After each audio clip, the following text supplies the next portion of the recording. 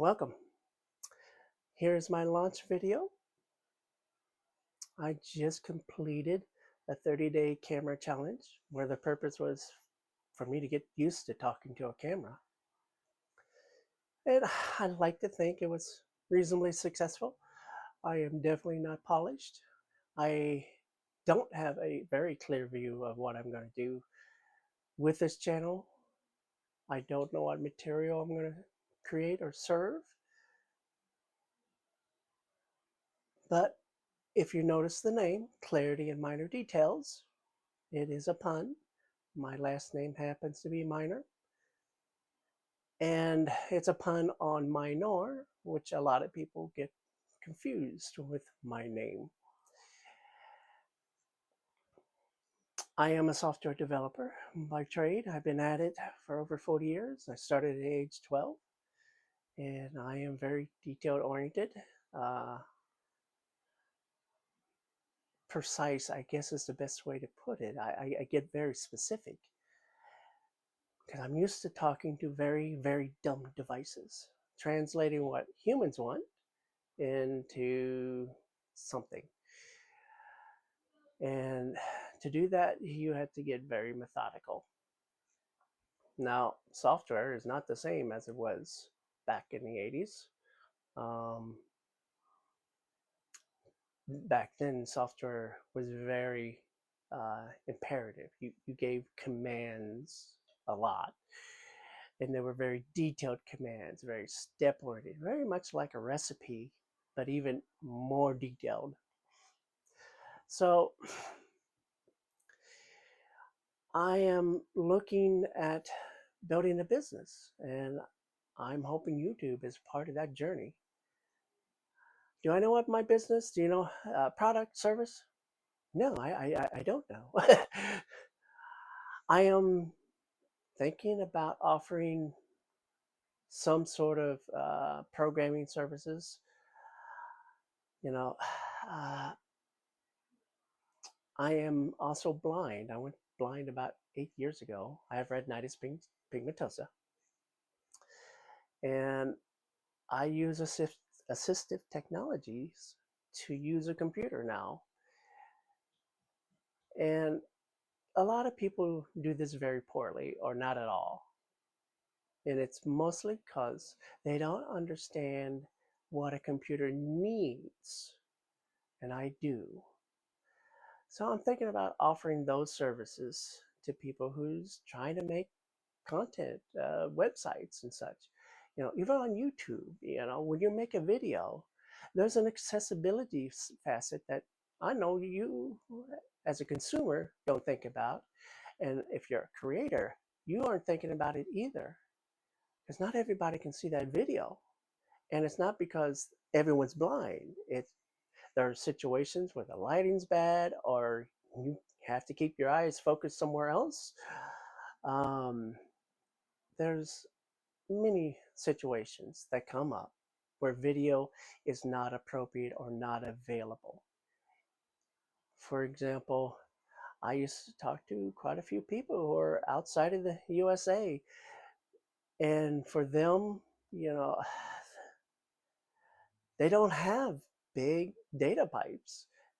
They're dealing with things that are barely over the old modem speeds, really slow DSL, if anyone remembers those. And a video, 100 megabytes to us is no big deal, but it is to them. So they will turn the video off and they have to listen to audio only. So there's yet another reason. If you're trying to reach as many people as possible, you have to present in more than one communication fashion. And vision is only one. Audio is another. Um, Tactile is yet a third, which is very difficult to do with YouTube. It requires special hardware and whatnot. But when you look at vision and auditory, those are built in, they're right there. And we got transcripts and those sorts of things. And that's how you reach out for others. So that's one of the things I'm thinking about is going into business just for that piece alone to get myself back in shape. I was laid off in 2020 because of COVID. I used to work at Dish Network. Um, well, I was one of the first ones to go. uh, and I have not had a job since. So we are at almost 5 years. In June will be the anniversary. 5 years of not having a job. I'm an older individual, and there is a lot of discrimination in the USA. It is the land of opportunity, but opportunity doesn't mean it's fair or it's equal. And I have to overcome those hurdles, those challenges. I have to be better than everybody else to gain your trust, or for you to believe me. And that's part of it too. So I'm going into a place that a lot of people will probably think I have no business being here. But guess what?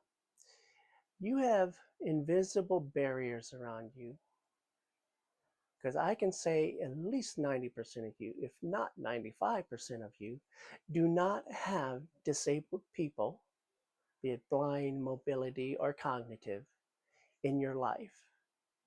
And you have no clue. You can't empathize, you've not been exposed, you know teaching, not in your schooling, it's not even in our media anymore. So how else am I going to reach you? YouTube has eyeballs, and I want to talk to you. I want you to see that I'm real, I'm a person, I have feelings, I have needs, I have aspirations, and I have value. I can serve you and you can serve me. We can both win-win. And so all I ask is you to start understanding and become more open to the idea that the world is bigger than how you experience it. Uh, what else? Let's see. I'm also a musician. I play guitar. I am attempting to learn the keyboard. These are passions I've picked up and put down. I've struggled with it. I'm not a great player, in my opinion. I've never been able to convince others to play with me, and it's usually revolving around communication problems. They want to make hand gestures at me, or squint or do weird things with their eyes at me, and it ain't gonna work. You got to talk to me or communicate in the music. But will you meet me halfway there? I haven't found one yet. So I get to do a lot of stuff alone, and it has really stunted my growth. But hey, it's what it is. Um, so one of the things I've been trying to come up with is topics for this channel, and I I'm just going to pick on the things I have passions about. I'm going to be as authentic I can, which means starting with the things I love. Because if you like them, great, I can keep doing them. I do not want to be those people who come and sell you stuff. Now, I won't say I won't participate in that activity because I need money, but I'm going to be a lot more real about it. If I'm not finding value in it, I'm going to tell you that. Um, but I don't see that for the near future. I don't see that in the next several years. Because I've done a survey of the few blind uh, creators out there, and they aren't big channels. They really aren't. Um, and I think it's just because of that engagement, being able to catch people. I plan to do a lot of how-tos and DIYs and that kind of stuff.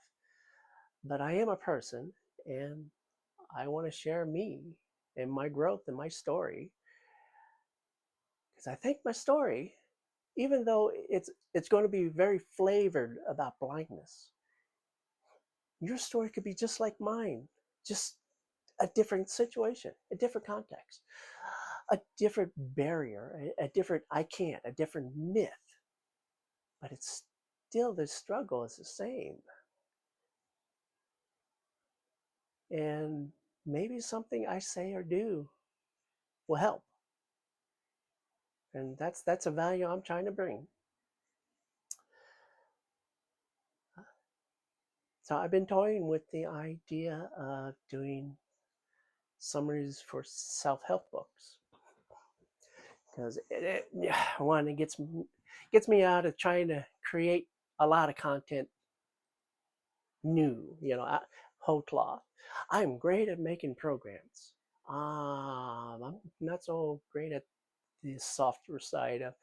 I don't want to call it fiction, but things that will engage another person. Um, I'm very used to doing things solo, so please give me some grace as I fumble my way through this. But I was thinking about doing Think and Grow Rich. It's a book that has been coming in and out of my life for quite some time. I I think a lot of the book is very good and applicable because I am applying that stuff and I'm seeing positive results. Am I consistent? Nope. But what can you do, right? We're human. You get up and you keep coming back. Well, remember I said I am methodical. So for me, in the beginning, it was a book about helping me, and it seemed to resonate. It seemed genuine. It seemed useful. Um, so one of the things that always struck me as odd is that no one outside of certain circles really knows Napoleon Hill. He's not um, a great figure. Now, his writings ain't that great either. And even when you get into business, not a whole lot of people know about them except a certain class of people. And I don't typically identify with those people very well. So that mismatch, that dissonance has always made me wonder why. So I started digging into Napoleon. Um, and I have discovered that in a lot of sense, the backstories he presents and such are fiction. They're not real. But he had spent his entire life saying they are. So this has put me a bit in a quandary because now I'm doubting the book. Um, now I have looked at his influences and I'm still in that rabbit hole because he was really coming from the New Thought campaign that was real popular in that early 1900s. And it was a lot about vibrations, a very mystical idea, and that thoughts are things, and it has a direct correlation and impact effect on reality. Um, Now, we're definitely still throwing that idea around. It's taken on new and different twists, but it's still out there. But the thing that got me is I can deal with um, things, examples, people in there being fictitious. I can sort of deal with that. What I can't deal with is saying it's from 500 of the most influential rich people of the day.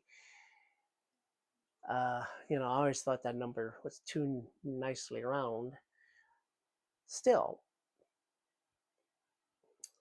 when I started looking into this and seeing all the weird mayhem that would go around him, scandals and lawsuits, it kind of struck me that this is, depending how you take this information, it's the seeds of the confidence man, the con artist. And when you look at certain business individuals out there, they can come off that way, or they are that. So I am really divided about this book. I think the first 8-10 chapters have things that really have some truth to them. But I'm really reluctant about putting that book out there just because I don't want to really be associated with that kind of background. But I can't ignore the value either. So if anyone actually watches this video and gets this far, I'm curious what you would think about, I wouldn't call him a hero, but someone now is starting to value, to have some, to take some stock into. You know, he's like, oh, he might have been a low-grade con artist, or he liked to live in that environment and got caught up in it all the time. I'm willing to give him some grace. But, you know, when what you say in public and it's recorded directly contradicts public records, that's a problem. I'm about integrity. Well, when I say it, it's as true as I know. Now, I don't have time or the ability to research every piece of information I've ever been exposed to, let alone the stuff that my parents and family and friends poured into me in the formative years of my life. I that's what I'm doing now. I look at that stuff and go, is that true or not? A little bit of a skeptic's mind there, I guess. So self-examination is another core principle for me, and being um, in line enough, that integrity to go, you know, I don't believe that anymore, or I was misinformed. Um, I think those are very important traits or skills. They're really skills, because you have to learn to forgive yourself. You have to learn to say, I made a mistake. And then you have to learn to forgive the people that misled you, or the world, because our world is full of misinformation. And we spend a lot of time calling each other stupid because we're drowning in misinformation.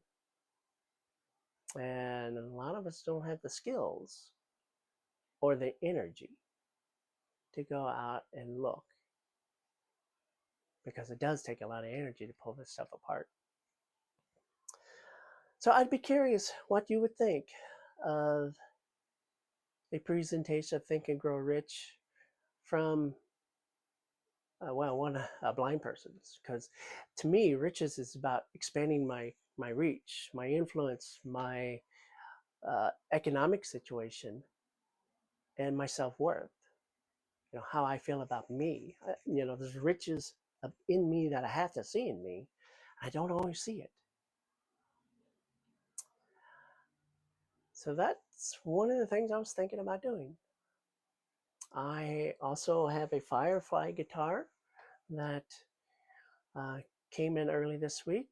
I was toying around with the idea of doing a quick unboxing video, but I'm blind and I am trying to deal with the logistics about keeping that damn thing in frame. um, I just, at this point, I'm not sure how to do it other than go and get sighted help, which is quite a reasonable thing to do. Particularly, hey, I've been at this a month, right? got to give myself a break. I don't know all the answers, and asking for help is not a bad thing. So I might do that. Um, I am hoping to approach accessibility in a few different directions. I wouldn't mind doing more detailed Braille instruction.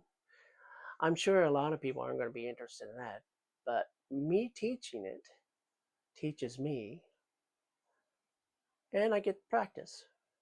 One of the skills I got to learn, I got a Mac. I'm doing this all on an iPhone,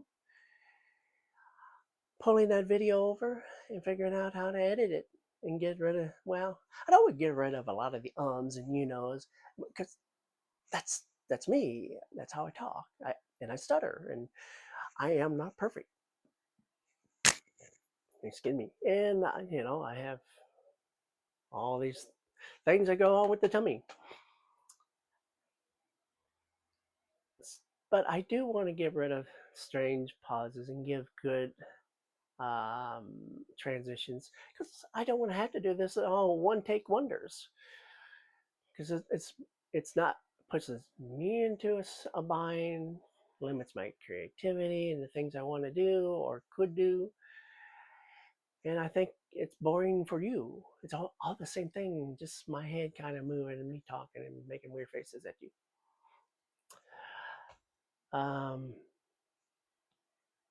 So that's what I'm thinking.